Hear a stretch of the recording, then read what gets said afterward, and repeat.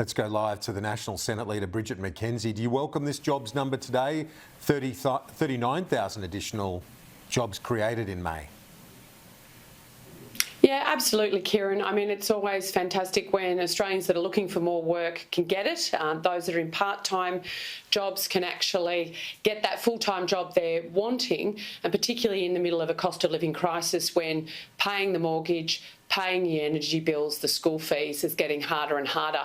I guess in the commentary earlier, it does make it harder. It is quite a fine line that's being walked here. We don't want unemployment to be the lever that needs to succeed in order to get interest rates down. And I guess that's the problem with Jim Chalmers' budget, that washing the economy with the amount of money that he will be post July 1 and the additional $315 billion they've got in the budget over our March 22 budget means that this is going to make it harder for Michelle Bullock going forward.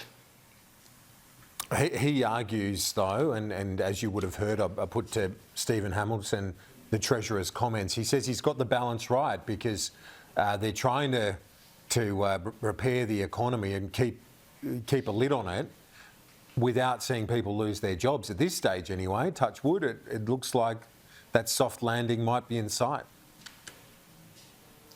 Well, Kieran, if you're a mortgage holder right now, you're still having to find, if you've got an average mortgage of around 750 grand, you are still trying to find another $24,000 in your family budget as a result of the decisions this government's made.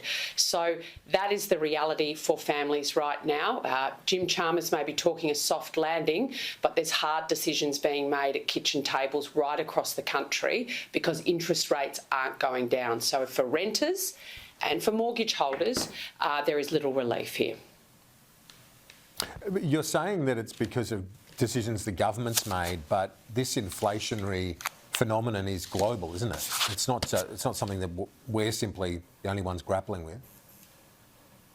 Well, we're grappling with it at a higher rate for longer than other countries internationally, and that was made clear in the Reserve Bank Governor's commentary earlier this year about this absolutely being a homegrown issue, that it is sticky, and when inflation stays higher for longer than it needs to be, that lies very much at the feet of Jim Chalmers and the decisions that his government has made in terms of not getting spending under control in their budget. It's as simple as that, Kieran. I mean, we all need to see the mortgage rate go down, the cash rate go down, and Michelle Bullock is taking a very cautious approach and she's wanting to see the right decisions being made by the government, and she hasn't moved because they're not making the right decisions.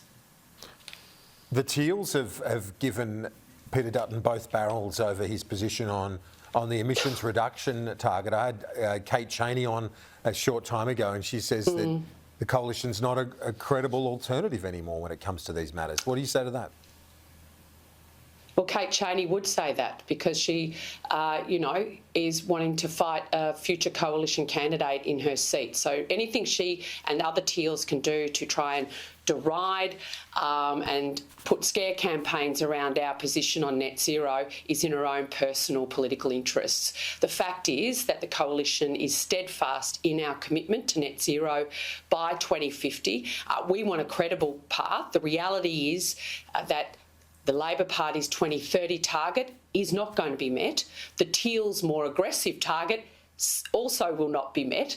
And Australians had enough about the climate wars. They want someone with a plan that's going to be able to keep the lights on, put downward pressure on bills, lower emissions, and make sure we remain a prosperous, sovereign and safe, sustainable country post-2050. And that means renewables plus gas plus nuclear. And you don't have to be a rocket scientist, you just need to have travelled overseas. Young people are embracing this with open arms because they know it is a credible path to net zero and they care about the climate. They've been to France, they've been to the UK, the US, the USA, and these are 21st century technologies that are going to help us solve a global problem. So instead of attacking the coalition, the Teals actually need to put forward a credible path because the pathway they're all backing, 100% renewables, just won't get us there. It's not me saying it, it's the experts.